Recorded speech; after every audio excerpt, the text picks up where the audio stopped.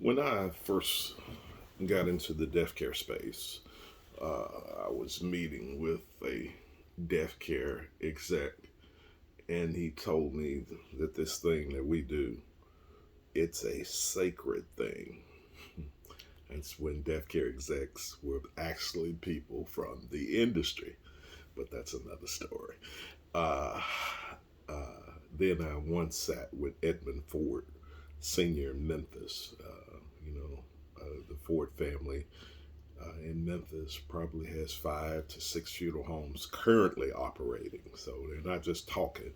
And he told me the two most important people in the old Black South was the preacher and the undertaker. I know you all don't like being called that, so I'm not calling you that.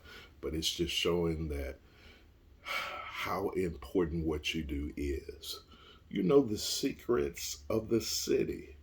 You know that you can get that death certificate. You know what's on the death certificate. That's enough.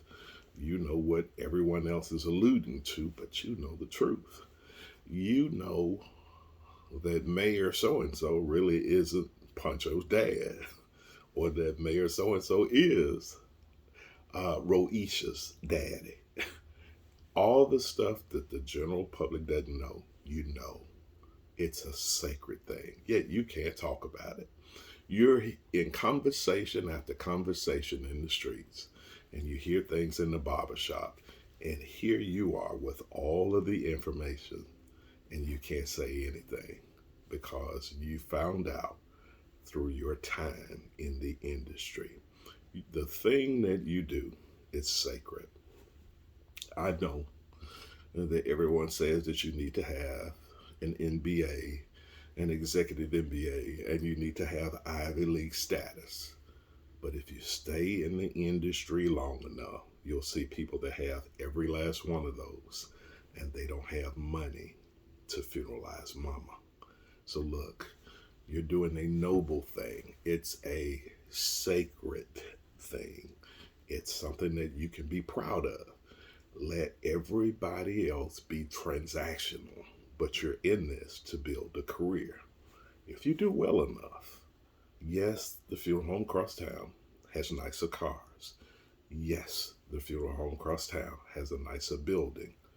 But if you treat this thing as sacred, you'll see people that driving cars from yesteryear and people that have an old building and yet they're still packed because they treat what they do as a sacred thing.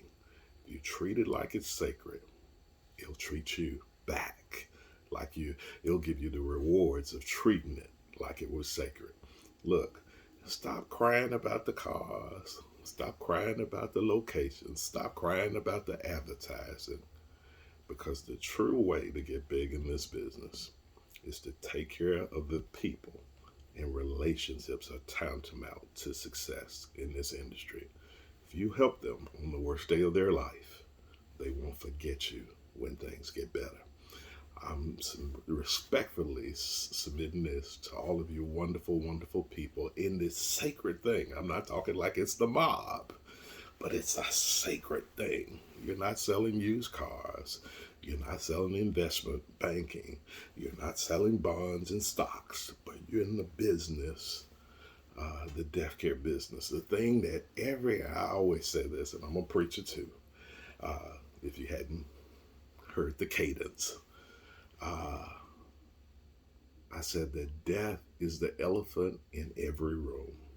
It's a thing that everybody is thinking about, but no one wants to talk about. And you deal with that elephant on a daily basis. I salute you. You need to be proud of your craft. Treat it like it's sacred. And I'll see you in somebody's funeral home Hall of Fame one day soon. Be blessed.